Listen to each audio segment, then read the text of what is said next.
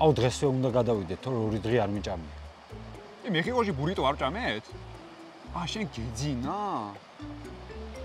ისე ვიზები როგორ არ მოგცეს. ბიჭო, ელჩი არ ყავდა და ვინ მოგცემდა? დონალდ შენ დაიდე, ჩემი ცოდი. მოდი რა ვქნათ იცი? შენ გადადი და თუ დაგეჭირეს შენ ეს მე გავაგებინებ. ეგრე თუა ჯერ შენ გადადი. მე შენ ეს ვინ გავაგებინებს ბიჭო? ინერვიულები. ხო, კარგი. მეგობრებო, გრძელდება ჩელენჯი, როგორც იცით, მივდივართ მესის და კვარავს თამაშზე ამერიკაში, ოღონდ ფეხით.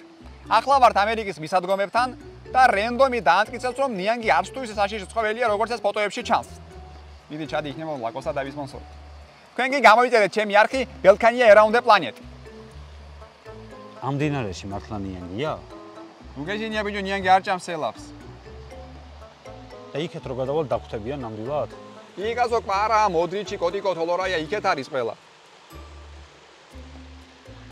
მეგობრებო, შეგახსენებთ, რომ ჩემი სპონსორია Roaming-ოს სამოგზაურო ინტერნეტი, ყველაზე სწრაფი, ულიმიტო, იაფი ინტერნეტი მოგზაურობისთვის. რენდომს კიდე როგორც ის არ სპონსორი ყავს, არც პატრონი ყავს და ასე აკიდებული ყავს ლაბობუსავით. აგრავთ რისკავთ ის. რომ დაგვიჭირონ კვარას და მესის თამაშს ვერ ჩაუსწრებ.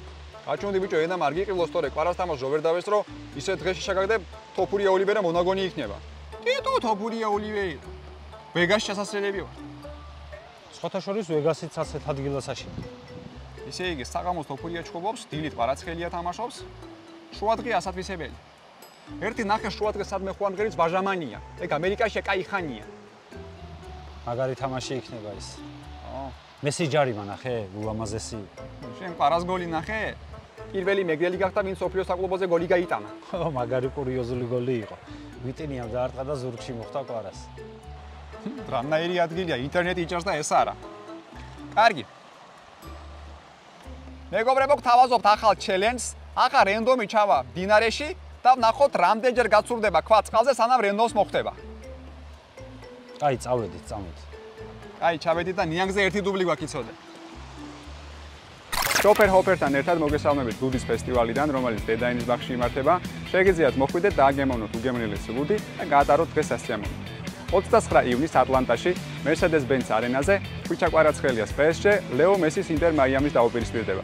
ჩემპიონთა ლიგის ფინალში კვარამ ინტერის ევროპული ვერსია უკვე დაამარცხა, ახლა ვნახოთ ამერიკულთან ასიზანს. გილოცავთ, ილია თოფურია ისევ ჩემპიონია. მართალი ეს ეპიზოდი გუშინ გადავიღეთ, მაგრამ იმდენად ვიყავი დარწმუნებული ილიას ჩემპიონობაში, რომ ერთ დუბლზე მეტი არ გადაგვიღია. რაც შეეხება მეორე ჩემპიონ ქართველს, ხვიჩა კვარაცხელიას, სოფლიო საკლუბო ჩემპიონატზე პლეი-ოფები დაიწყო და ინტერ მაიამის ხდება.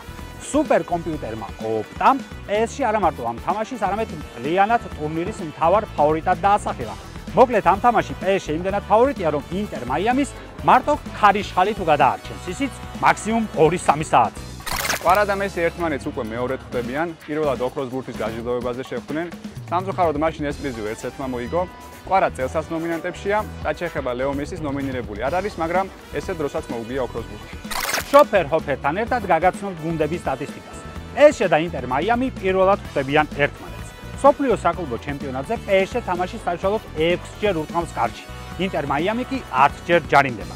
PSG თამაშის საშუალოდ 7 კუთხურს ატყვის, ინტერ მაიამი კი 2-ჯერ ხვდება თამაშგარეში. ჩემი პროგნოზია კი, ანუ ორივე გუნდი გაიტანს გოლს. PSG ამ ჩემპიონატის ერთ-ერთ მთავარ ფავორიტად მიიჩნევა. რაც შეეხება ინტერ მაიამის გუნდი, რომელშიც ლეო მესი თამაშობს, მოედანს იშვიათად ტოვებს უგოლოდ, ამიტომ მგონია, რომ მინიმუმ თითო გოლს ორივე გუნდი გაიტანს.